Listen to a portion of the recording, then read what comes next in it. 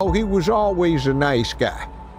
And then Tina had a matching Rolls Royce. The windows are tinted. If you wave at Ike, he'd roll the window down, and he'd come back, just like you said. Tina would start calling you greasy, black, pickaninny, she didn't give you permission to talk to her. Like, damn.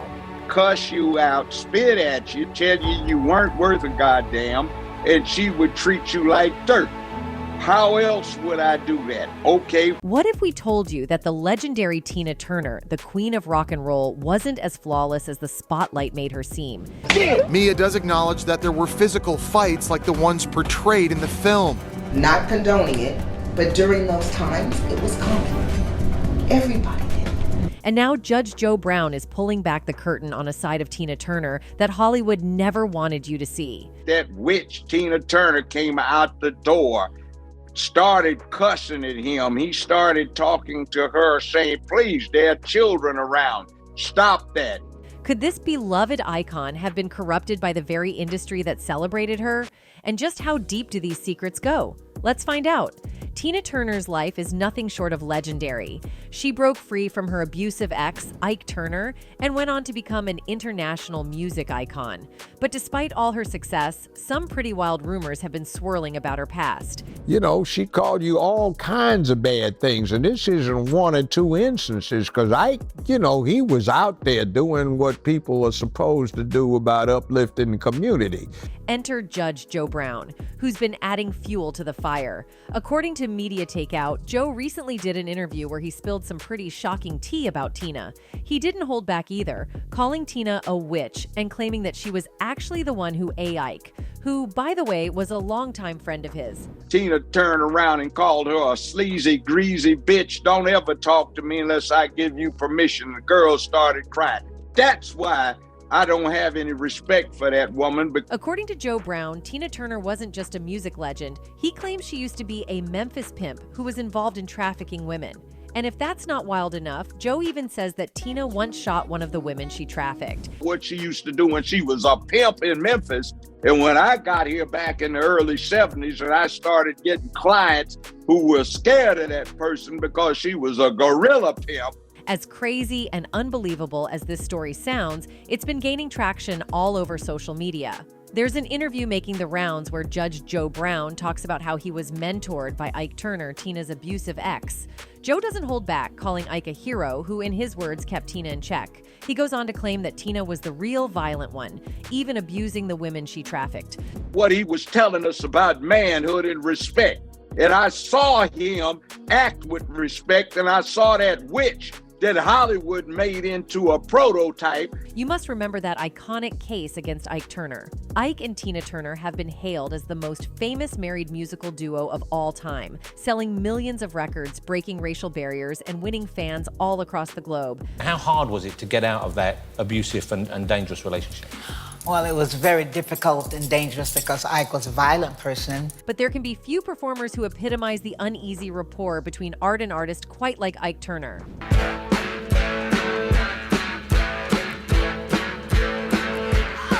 As a musician, his influence was nothing short of cataclysmic. He lays fair claim to being the driving force behind the first ever rock and roll record, Jackie Brenston and his Delta Cats Rocket 88. Through the 1950s, as a recording scout and A&R man, he was instrumental in getting the likes of Howlin' Wolf and Elmore James signed, while participating in landmark recording sessions with B.B. King, Bobby Bland, and Otis Rush. With Tina Turner, he forged a blueprint for the classic R&B duo. Together, they went on to become one of the most innovative and popular soul acts of the 1960s, unleashing that decade's most explosive pop single, River Deep Mountain High. Ike and Tina Turner. You realize your initials started a scandal in the administration, ITT? ITT, yeah. Have you heard that before? Yeah. Ike and Tina Turner were an American musical duo consisting of husband and wife Ike Turner and Tina Turner. From 1960 to 1976, they performed live as the Ike and Tina Turner Revue, with Ike Turner's band, the Kings of Rhythm, and backing vocalists, the Ikettes. The Ike and Tina Turner Revue was known for being one of the most potent live acts on the R&B circuit. Our show opens right now with the exciting Ike and Tina Turner Revue, and they are wonderful. So let's have a great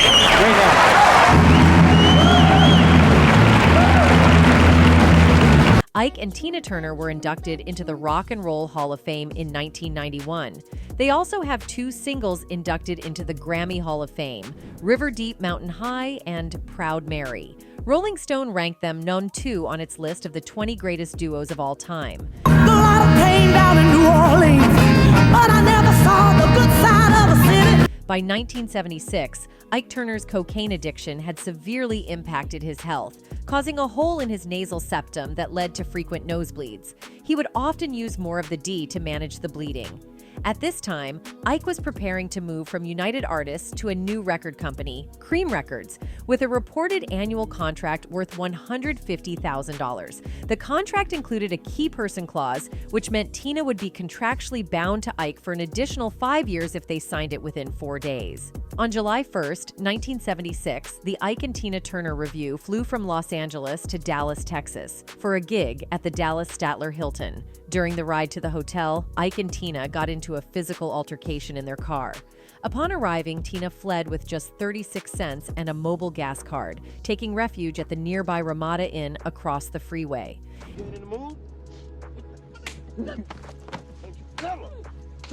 In 1954, musician and bandleader Ike Turner visited his sister Lee Ethel Knight in St. Louis, Missouri. Shortly after, he returned with his band, the Kings of Rhythm, to perform at Ned Love's Club in East St. Louis, Illinois.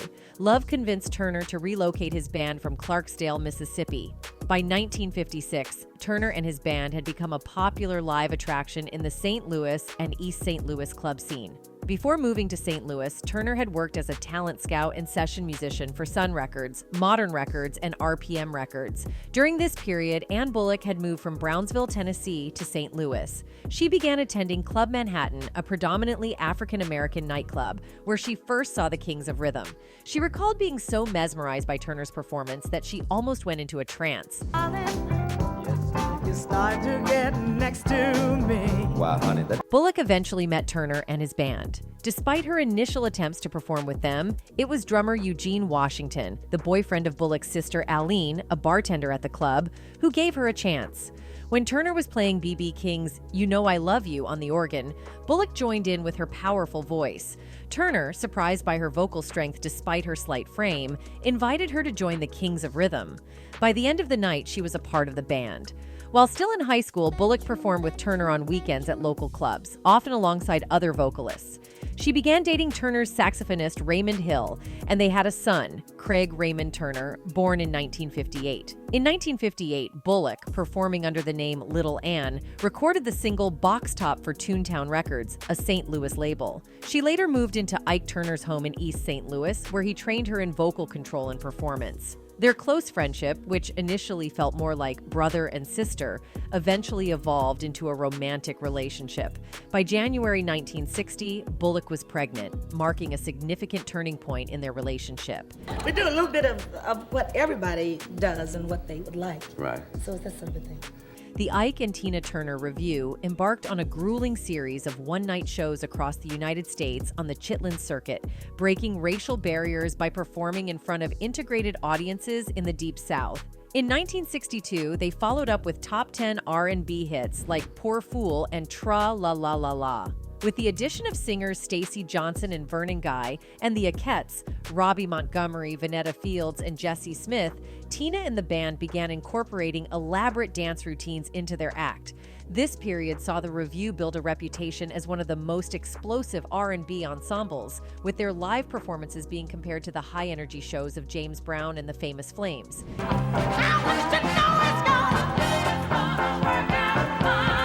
In 1962, Ike and Tina Turner married in Tijuana, Mexico, and relocated their entire band to Los Angeles. That November, they filed a $330,000 joint lawsuit with Placid Music Corporation against Sue Records, Saturn Music, and Juggy Murray. They accused Sue of failing to provide an accounting and withholding over $100,000 of their earnings.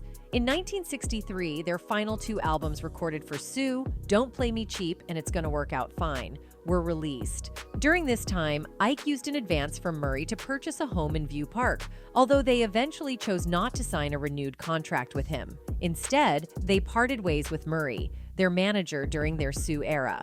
In 1964, Ike and Tina signed with Warner Bros. Records and brought on Bob Krasno as their new manager. To ensure a constant flow of new music while on tour, Ike Turner launched several record labels, including Tina, Pran, Innis, Sony, and Sonya Records. Through these labels, he released singles from various vocalists within the Revue and other groups. Despite the heavy tour schedule, performing 300 days a year, the lack of hit records meant Ike was always recording. The lineup of the Kings of Rhythm and the Ikettes frequently changed, and in the mid-1960s, Jimi Hendrix briefly played guitar in the band. In 1964, Ike and Tina scored modest R&B hits with You Can't Miss Nothing That You Never Had and A Fool for a Fool. Their first live album, Ike and Tina Turner Revue Live, was released on Kent in November 1964 and became their first album to chart, reaching number 90 on the Cashbox Top 100, their first Billboard charting album, Live. The Ike and Tina Turner Show was released in January 1965 on Warner Bros. Records, reaching number 126 on Billboard Top LPs and number 8 on Hot R and B LPs in February 1965. But suddenly I'm not. Was it my mistake? In 1965, they had two top 40 Billboard R and B hits, Tell Her I'm Not Home on Loma Records and Goodbye So Long on Modern Records. Later that year, they re-signed with Sue and released the single Two as a Couple, which peaked at number 15 on the Cashbox R and B chart. On July 27, 1976, Tina filed for divorce, citing irreconcilable differences. In her 1986 autobiography, I, Tina, My Life Story, she alleged that Ike had A her throughout their marriage. In contrast, Ike's 1999 autobiography, Taken Back My Name, The Confessions of Ike Turner, claimed that Tina had intentionally provoked their final fight to create a reason for breaking up before they were set to sign a new contract. She would be walking around looking sad. Looking sad with a lip drop, and I keep asking her, "And what is the matter with you?" Despite their success, Ike and Tina had a tumultuous marriage, leading to their split in 1976. After their divorce, Tina went on to enjoy a highly successful solo career. That Ike was some kind of musical genius is not up for debate. Also beyond question is that as a man, he was grotesquely flawed. And behind their history-making performances and their catalog of catchy hits, the superstar couple's marriage was marred by violence. Tina secretly endured 16 years of physical A at the hands of her husband, prompting a S attempt and leaving her with nightmares that lasted the rest of her life. The diva didn't disclose the domestic A until 1981, 5 years after she filed for divorce, bravely speaking out at a time when women rarely revealed that they had been victims of violence at the hands of their husbands. I was living a life of death, Tina told People magazine in a bombshell interview in November of that year. I didn't fear him Ike K me when I left, because I was already dead. When I walked out, I didn't look back. When Tina Turner first opened up about the violence she suffered during her marriage to Ike Turner, it was a courageous move that exposed the dark side of her life to the world. I was insanely afraid of that man, she told People magazine back in 1981, shedding light on the painful reality behind their wildly successful musical partnership. Tina didn't hold back in her description of their marriage, revealing that on their wedding night, Ike forced her to watch a live sex show in a brothel. Things only got worse from there. She spoke about being beaten with a shoe stretcher while pregnant, having scalding coffee thrown at her, and being brutally attacked with a coat hanger. In 1968, the A became so unbearable that she attempted to take her own life. I didn't measure the speed of a car, and I was running across the freeway, and this big truck was coming. And it went, rah, rah, and it felt like it was over me. I was afraid to put it out there because of what I would get from Ike, Tina told journalist Carl Arrington, showing just how deep her fear ran. Ike Turner, who passed away in 2007, consistently denied Tina's claims of A and expressed frustration over being portrayed as a villain in the media. Tina Turner first crossed paths with Ike when she was just 17. She saw his group, Kings of Rhythm, perform and was so impressed that she asked him to let her sing. He quickly recognized her star quality, made her the lead singer, chose her stage name, and showered her with clothes and jewelry. You say it if you feel it. No, you're not going to get it otherwise. Yes. But that's what I wanted. They tied the knot in 1962, and for Tina, who had already faced the pain of being abandoned by her mother as a child, the promise she made to Ike that she wouldn't leave him would become something she deeply regretted later on. I felt obligated to stay there, and I was afraid, she confided to Carl Arrington. I didn't want to hurt him, and after he beat me up, I was sitting there all bruised and torn, and all of a sudden I'm feeling sorry for him. Maybe I was brainwashed. By 1978, after a string of hits like River Deep Mountain High, Tina finally felt strong enough to leave Ike. She couldn't endure the torture of being married to him any longer, especially with the toll it was taking on their 4 sons. I was living a life of death. I didn't exist, she said, but I survived it, and when I walked out, I walked, and I didn't look back. After leaving, Tina had to start over, rebuilding her career by singing in Las Vegas and making appearances on various TV shows. In 1981, she decided to share her story in an interview, hoping to confront and expel some of the ghosts from her past. But it wasn't an easy decision. She was so nervous about how it might affect her career that she even asked her psychic for advice. She said, "No, Tina, it's going to do just the opposite. It's going to break everything wide open," Tina recalled in Daniel Lindsay and TJ Martin's 2021 documentary, Tina. And she was right. Telling her story marked the beginning of a new chapter for Tina. Dr. Lenore E. Walker, director of the Domestic Violence Institute in the U.S., believes that Tina Turner's decision to speak out about her abusive marriage was incredibly significant. In 1981, we were just beginning to understand the widespread nature of domestic violence, she told the BBC. There was a common misconception that only poor women without resources were victims of A. Tina's story shattered that notion, highlighting that domestic violence could happen to anyone, regardless of their status. Dr. Walker points out that Tina's courage in sharing her experience helped validate the stories of other women who were also suffering in silence. Women weren't believed when they spoke out about domestic violence, she explains. So when someone like Tina Turner, a well-respected and famous singer, shared her story, it gave other women the strength to do the same. Dr. Walker emphasizes that Tina's influence was crucial in bringing attention to the issue, which helped pave the way for her work on battered woman syndrome to be recognized in the courts. It also played a key role in changing public perceptions, making it more likely that juries would believe women who acted to protect themselves and their children. It must have been meant to have been written, because I couldn't think of anything else except knock the city limit, donk, donk, donk, donk. Dr. Walker believes that the impact of Tina Turner's words still resonates today. It's still crucial to hear her voice to understand how incredibly difficult it is for a woman to leave a violent relationship without facing even worse harm or the risk of being killed, she says. The real question is, why don't these men let women go? Broadcaster and SA survivor Oprah Winfrey also reflects on the significance of women speaking out in the 80s in the Tina documentary. Nobody talked about SA, physical A, domestic AA, period. Our generation is the one that started to break the silence. However, Tina didn't anticipate that her brave revelations would continue to shadow her as her career soared once again with hits like Let's Stay Together, What's Love Got to Do with It, and Private Dancer. By 1986, she decided to publish her autobiography, I, Tina, co-written with Kurt Loder, in an attempt to get the journalists off my back. She hoped that by providing all the answers in her book, they would stop dragging her back to such a painful chapter of her life. So I said, okay, I'll do the book because there's still a lot to be said. Yeah. So then we started working on it.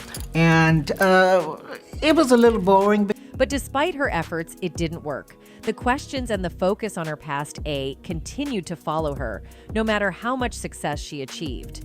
Interviewers constantly pressured Tina Turner to revisit her painful past, with BuzzFeed noting in a 2021 article, Tina Turner deserved so much better from the media, and here are 14 moments that prove it. The article highlighted instances like a 1993 interview with Australia's 9 Network, where Tina was shown a pre-recorded interview with Ike Turner, who was asked about beating her. Tina's response, dignified and calm, spoke volumes. I don't want to start an argument with Ike Turner via satellite. I have nothing to say. Despite the relentless focus on her past, Tina's career continued to flourish, and her story remained in the spotlight. In 1993, the film What's Love Got to Do with It, adapted from her autobiography I, Tina, brought her story to the big screen, with Angela Bassett portraying her. By 2005, Oprah Winfrey, a devoted Tina Turner fan, recalled a memorable encounter with a woman who had been inspired by Tina to leave an abusive relationship. Winfrey wrote, "When Tina Turner's Wildest Dreams tour stopped in Houston back in 1997, I stood, let me tell you seldom sit at a Tina performance, next to a woman whose story I'll never forget. I came because I was looking for the courage to leave the man who beats me," she said. "Tonight I found that courage." Winfrey has since paid tribute to Tina, saying, "Her life became a clarion call for triumph." Tina often credited her Buddhist faith, which she discovered in the 70s, for giving her the strength to leave Ike Turner. She found clarity and courage through chanting, which helped her navigate the challenges she faced. "I started seeing my life. I started really seeing that I had to make a change," Tina Turner said in her documentary, reflecting on the turning point in her life. By 2018, Tina decided it was time to share more of her story, releasing a new autobiography, My Love Story.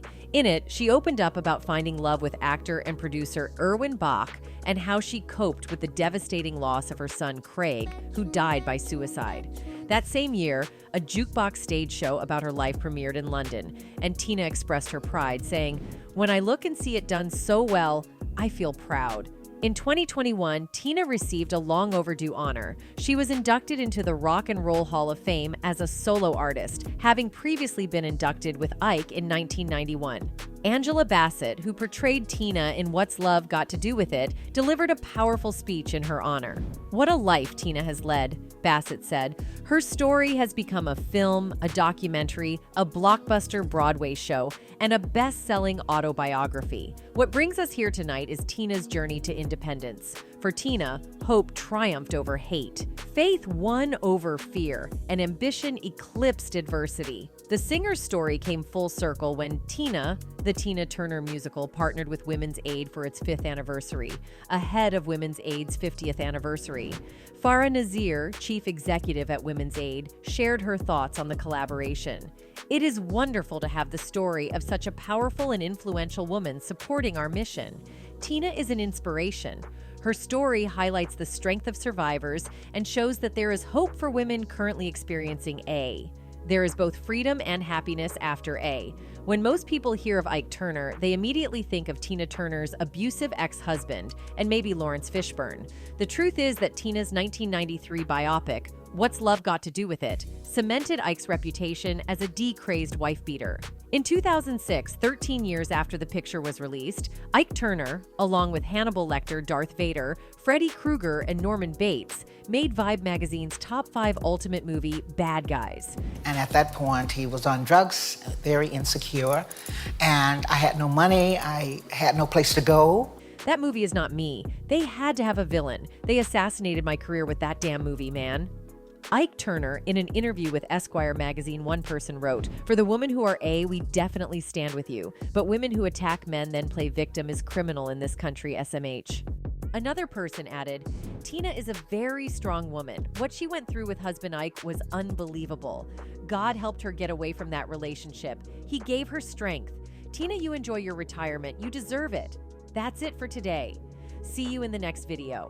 Until then, goodbye.